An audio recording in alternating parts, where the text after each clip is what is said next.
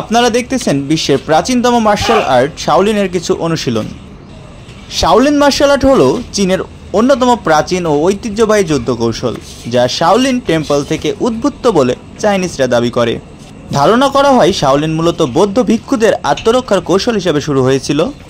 শাওলিনে একাধারে শারীরিক কসরত, ধ্যান ও নৈতিক অনুশাসনের সমন্বয় থাকে এবং শাওলিন মূলত এর ন্যাচারাল ইন্সপায়ার্ড স্টাইলগুলোর জন্য বিখ্যাত, যেমন tiger, crane, snake, dragon, monkey ইত্যাদি।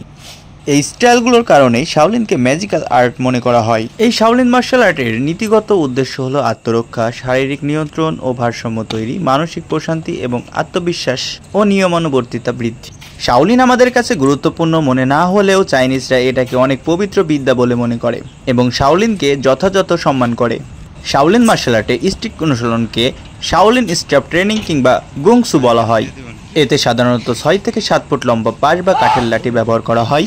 গুংসু এর কৌশলগুলোর আলাদা আলাদা নাম আছে, যেমন swing, thrust, block, spin and flip এবং ফ্লো অ্যান্ড রিদম। লাঠিকে অস্ত্র হিসেবে ব্যবহার করে একাধিক দিক থেকে আসা আক্রমণ প্রতিহত করা, শেখানো ও অনুসরণ করা হয় এই কৌশলগুলোর মাধ্যমে। আপনারা যাদেরকে অনুসরণ করতে দেখতেছেন তারা কিন্তু ওয়েল ট্রেন্ড এবং সহজেই তারা যে কোনো সাধারণ মানুষকে প্রতিহত করতে পারে, কিন্তু তারা কখনোই তাদের এই মূল্যবান শিক্ষার অপব্যবহার করে না। এটাই তাদের পক্ষ থেকে তাদের বিদ্যার প্রতি সম্মান। এই দিকটা এটাই প্রমাণ করে যে উত্তম মানসিকতা না থাকলে শিক্ষা নামক পবিত্র জিনিসেরও সম্মান থাকে না। আমরা আমাদের সকল শিক্ষার পবিত্রতা রক্ষা করব, এটাই আশা করে আজকের ভিডিও এখানেই শেষ করতেছি। আসসালামু আলাইকুম।